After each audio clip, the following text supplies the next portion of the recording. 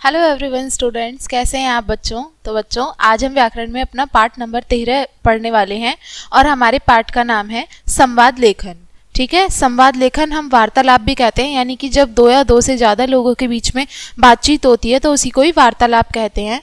तो चलिए पढ़ते हैं क्या है ये। दो व्यक्तियों के बीच हो रही बातचीत को ही संवाद कहते हैं। संवाद यानी कि कॉन्वर्सेशन, यानी कि जब जैसे मैं कुछ बात बोल रही हूँ फिर आप कुछ बात बोल रहे हो, ठीक है, यानी कि दो व्यक्तियों के बीच में वार्तालाप बातचीत हो रही है ना, तो इसी को ही संवाद बोल देते हैं।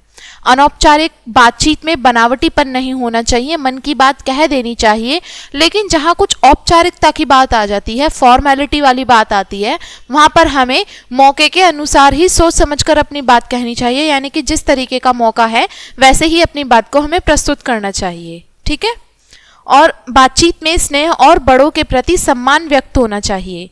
ठीक है, यानी कि जो भी हम बात कह रहे हैं उसमें स्नेह और बड़ों के लिए सम्मान हमें अपनी बात में ज़रूर रखना है। और ये रही हमारी औपचारिक और अनौपचारिक वाली बात। ठीक है, अब आगे देखते हैं संवाद लेखन के कुछ उदाहरण। यहाँ पे आपको कुछ उदाहरण दिए हैं संवाद लेखन के। अध्यापिका और शिष्य के बीच संवाद, यानी कि यहाँ पे टीचर और स्टूडेंट के बीच में कुछ कॉन्वर्सेशन हो रही है, इसको समझते हैं क्या है। अध्यापिका कह रही हैं, मोहित तुम आज फिर देर से आए। मोहित कहता है, मैडम इस बार और क्षमा कर दीजिए, अब फिर ऐसी भूल नहीं होगी। अध्यापिका कहती हैं, मोहित यह अच्छी बात नहीं है, इससे विद्यालय का अनुशासन भंग होता है। मोहित कहता है, मैडम आपका कथन बिल्कुल सत्य है, आज मुझसे विवशता के कारण देर हुई है। अध्यापिका, मैं भी तो सुनूं ऐसी क्या विवशता थी। मोहित कहता है, मैडम मेरी माँ बिल्कुल बीमार हैं, पिताजी बाहर गए हुए हैं, मुझे डॉक्टर को बुलाने जाना पड़ा, इस कारण देर हो गई।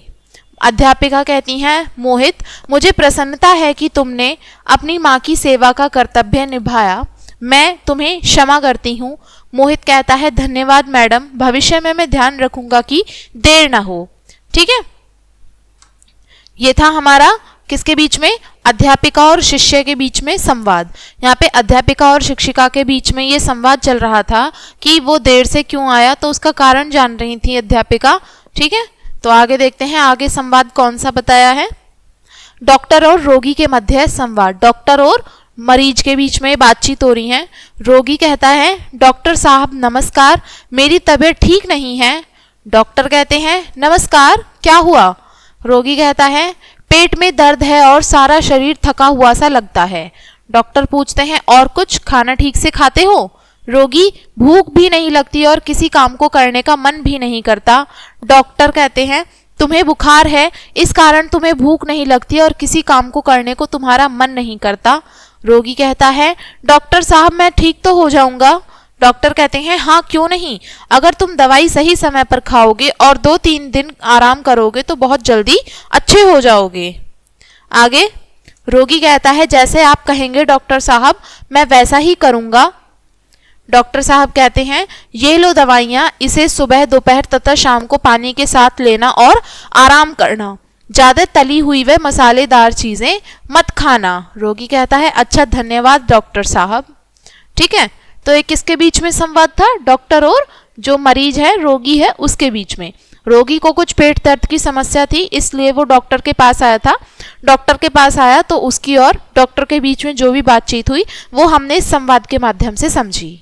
ठीक है, आगे आपसे बोला है क्वेश्चन में करने के लिए, रक्षाबंधन के दिन भाई बहन के मध्य हुए वार्तालाप को अपने शब्दों में लिखिए। यानी कि रक्षाबंधन का दिन है, उसमें भाई बहन के बीच में कुछ बातचीत हो रही है और उसको आपको संवाद के माध्यम से अपने शब्दों में लिखना है। दूसरे क्वेश्चन में बोला है, कल्पना के आधार पर बैट और बॉल के बीच हुए वार्तालाप को अपने शब्दों में लिखिए। कल्पना करना है आपको, इमेजिन करना है, बैट और बॉल है और उनके बीच की बातचीत आपको लिखनी है। क्वेश्चन नंबर 3 में, विद्यालय में 2 छात्राओं के बीच सफाई अभियान के संबंध में हुई बातचीत को लिखिए। सफाई अभियान को लेके 2 छात्राओं के बीच में स्कूल में बातचीत हो रही है, तो उसको आपको अपने शब्दों में लिखना है। ठीक है बच्चों, तो ये आप खुद से करेंगे। इस पाठ में हमने समझा संवाद लेखन क्या होता है।